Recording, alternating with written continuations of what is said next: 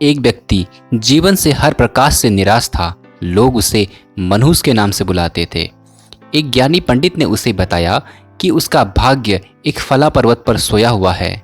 अगर वो उसे जगा लेता है तो फिर उसका सोया हुआ भाग्य भी जाग जाएगा। तो फिर क्या था, वो भी चल पड़ा अपने सोए हुए भाग्य को जगाने के लिए।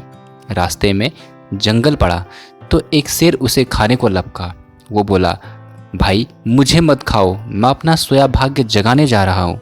शेर ने कहा कि तुम्हारा भाग्य अगर जाग जाए तो मेरी एक समस्या है, उसका समाधान पूछते हुए आना। मेरी समस्या यह है कि मैं कितना भी खाऊं लेकिन ये मेरा पेट भरता है नहीं। हर समय पेट भूख की ज्वाला से जलता ही रहता है। मनहूस ने कहा, ठीक है। आगे जाने पर एक किसान उसे मिला। बातों बातों में किसान को पता चला कि वो अपना सोया हुआ भाग्य जगाने जा रहा है। तो किसान ने कहा कि मेरी भी एक समस्या है।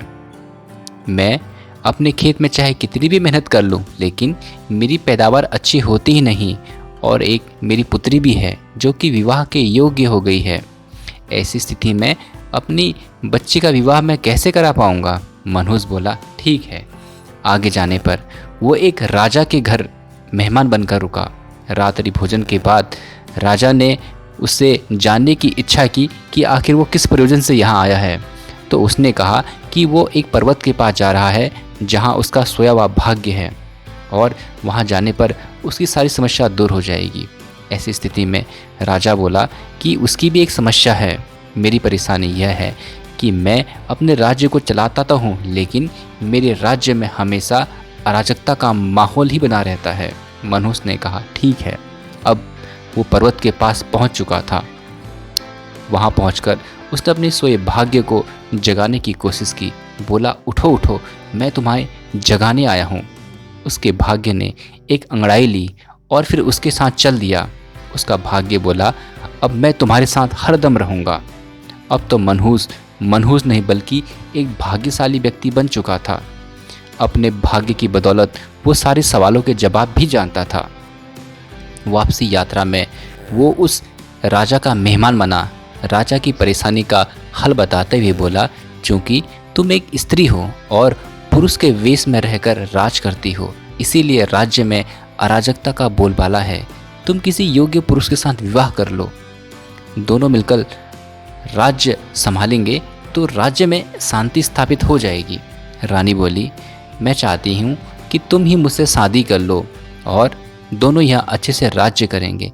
लेकिन उसने मना कर दिया। बोला कि उसका भाग्य जाग चुका है और वो शादी नहीं कर सकता, और वह आगे निकल गया। कुछ दिन के बाद वह किसान के घर पहुंचा। उसके सवाल के जवाब में उसने बताया कि उसके खेत में 7 हीरे के और जवाहरात के कलश पड़े हुए हैं। अगर वो उस खजाने को निकाल लेता है तो उसकी सारी समस्या दूर हो जाएगी और उससे अपनी बेटी का विवाह भी कर सकता है। किसान ने उससे प्रस्ताव रखा कि वो उसकी पुत्री से विवाह कर ले, लेकिन उसने मना कर दिया। बोला कि वह अब विवाह नहीं कर सकता क्योंकि उसका भाग्य उदय हो चुका है, और वह वहाँ से निकल गया। कुछ दिन के बाद किसान अब आखिरकार उस शेर के पास पहुँचा। शेर को समाधान के स्वरूप से बोला कि यदि वह किसी बड़े मूर्ख को खा लेगा तो उसकी भूख शांत हो जाएगी। शेर ने उसकी बड़ी आवभगत की, यात्रा का पूरा हालचाल जाना, और सारी बात पता चलने के बाद शेर ने कहा कि भाग्योदय होने के बाद इतने अच्छे और 2 बड़े इतने अच्छे मौके गंवाने वाले ए इंसान, तुझसे बड़ा मूर्ख और कौन होगा? तुझे खाकर ही मेरी भूख शांत होगी। इस तरह उस शेर ने उसको अपना शिकार बना लिया और उस व्यक्ति की मृत्यु हो गई।